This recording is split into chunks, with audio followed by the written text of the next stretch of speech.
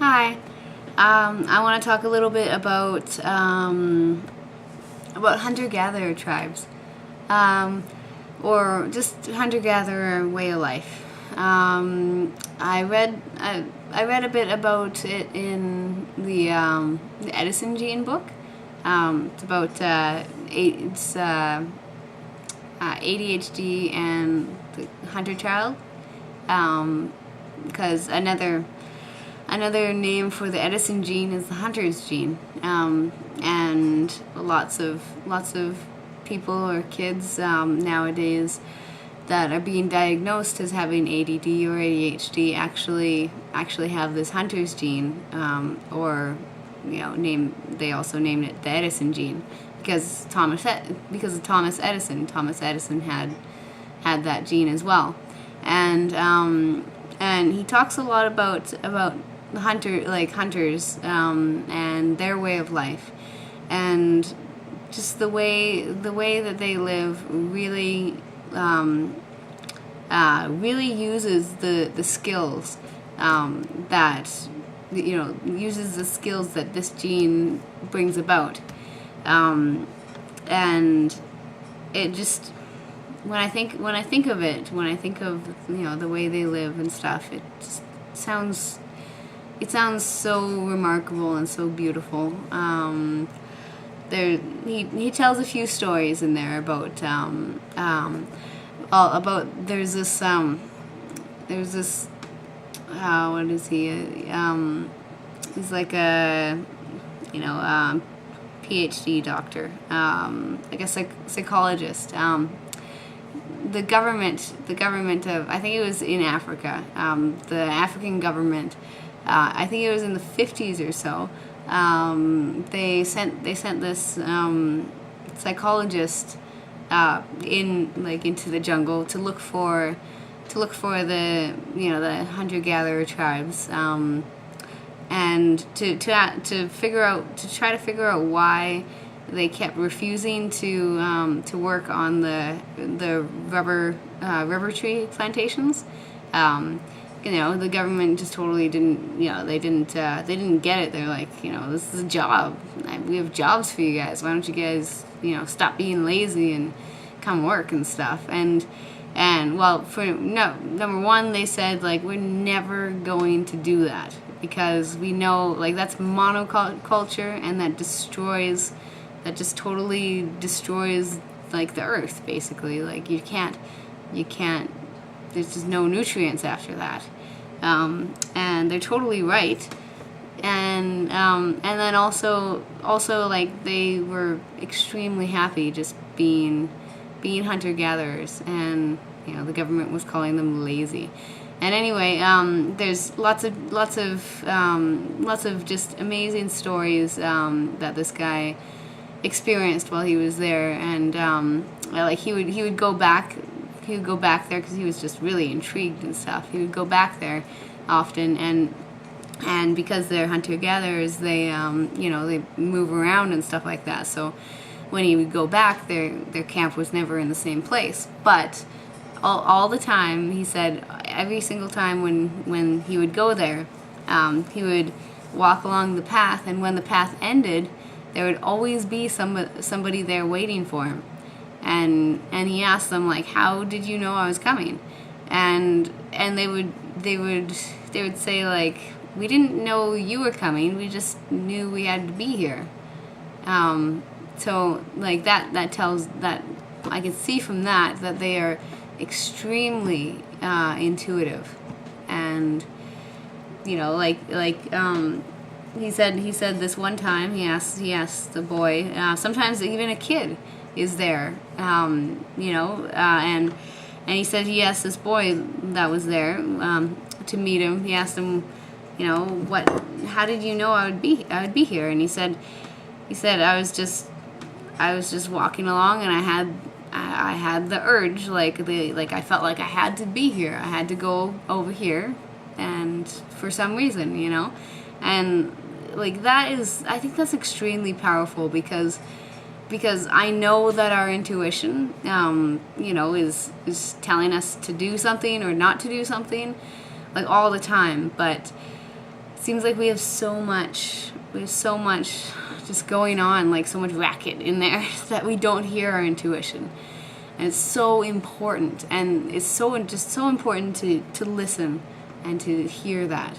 And also I think it really helps that they are connected to the earth all the time. All the time they're connected to the earth. Like, imagine the benefits of that.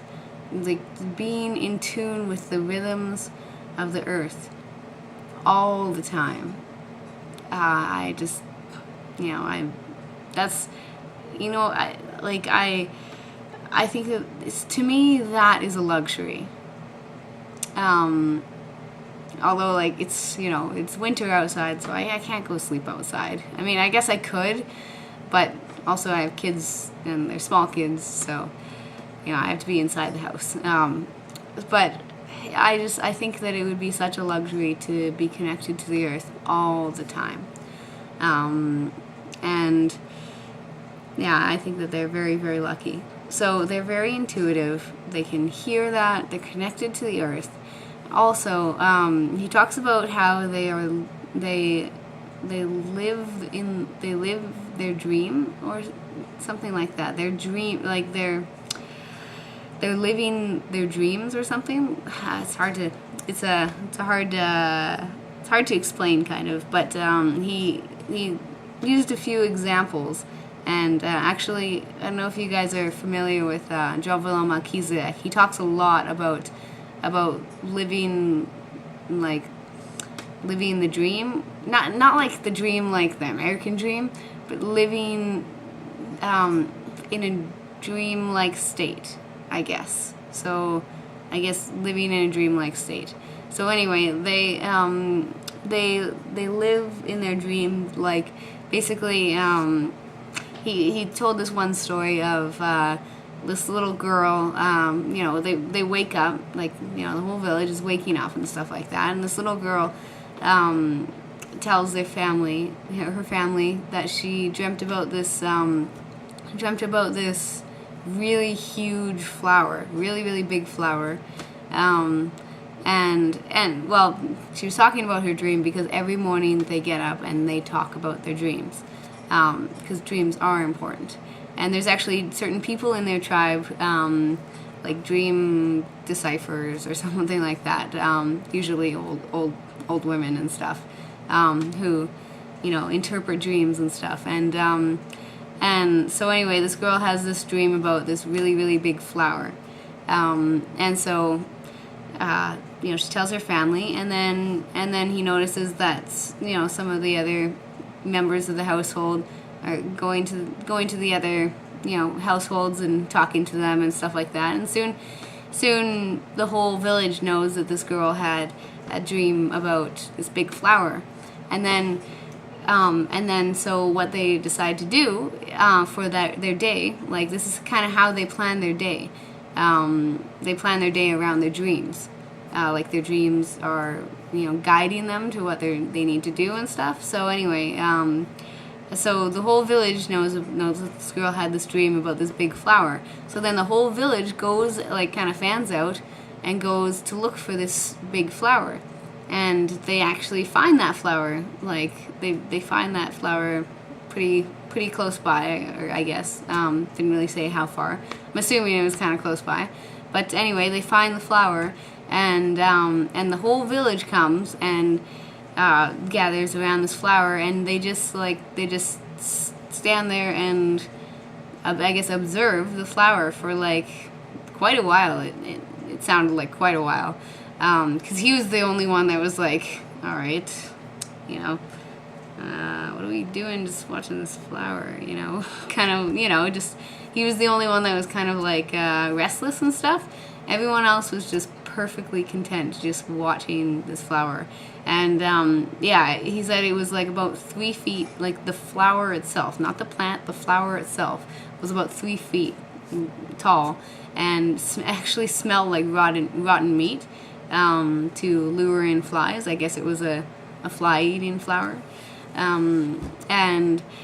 And so, yeah, like, I think that they were probably gathering information about, like, I think that they were probably connecting to the flower and gathering information, getting its story, basically. Because that brings me to another story about this guy's experience with this tribe. He was with the tribe, and then he took one of the guys from the tribe with him on this journey to one of the closest towns. So he was going to visit someone, and this town was by the ocean, and no one in the tribe had ever seen the ocean at all. This was the first guy to ever see the ocean from this tribe, and so they go there, they walk there. It takes like a day to walk there, and they get there at night, and the psychologist guy, goes inside and stuff, but the guy from the tribe just stands outside and just stands in front of the ocean. Doesn't even put a toe into the ocean. He just stands in front of the ocean for about 2-3 hours, just standing there. And then the next morning, they leave. They go back to the tribe, and he could tell his, and then because he saw the ocean, everyone was really, like, oh, tell me about it and stuff like that. So he tells the ocean's whole story, like how the continents were one and broke apart, and just like everything that's on the sea floor, all the different kinds of fish and crustaceans, and he said it's like a forest, like there's like another forest, in the ocean, because all the foliage and stuff like that, and he did this without even going in the ocean. And I hypothesize that he was connecting with the ocean and gathering its information and its story, and I just think that is so unbelievably amazing. And also the other thing that I wanted to mention is that, like, what would it do for kids' self-esteem, knowing that they are valued in a community, like they are honestly valued in a community, like the story about the girl having the dream about the plant. The whole village obviously believes her, but the whole village makes it their priority to seek out this plant and to connect with it and I guess absorb or gain that knowledge of about the plant, and so children are valued. And I'm guessing children probably are more connected, even because they're more they're right from the source, kind of thing. So I think that they're more connected. That's what I've seen with kids nowadays, or kids in general. I think the smaller they are, the more still connected they are. So that really impressed me when I was reading this, but it also kind of made me sad in my heart that I am not a part of a hunter-gatherers tribe, because everything that I read in there, like, about them, I just feel this overwhelming sense of like rightness, like that's the way it should be. That's the way it just really resonates with me and my ideals. And I really do wish that I could be a part of something like that. And I might not be able to be a part of something exactly like that, being in the jungle in a really honest-to-goodness hunter-gatherers tribe, but I can do my best in this Western world to live by those ideals and those standards, because I think they are extremely important. So thank you very much.